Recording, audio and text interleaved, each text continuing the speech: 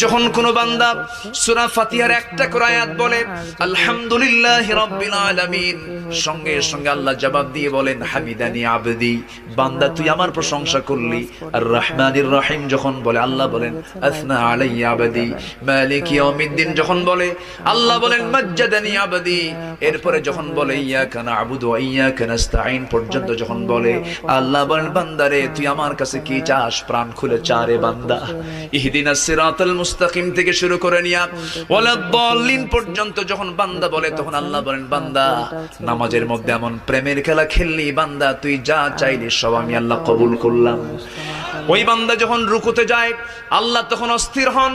ওই বান্দা যখন সিজদায় যাওয়ার জন্য প্রস্তুতি নাই, সমস্ত ফেরেশতাকে ডাক দিয়ে বলেন ও ফেরেশতারা, এই বান্দাগুলো আমাকে দেখলো না, রাসূলকে দেখলো না, কোরআনকে দেখে হাদিসকে বিশ্বাস করে আমাকে খুশি করার জন্য তার সবচেয়ে সম্মানজনক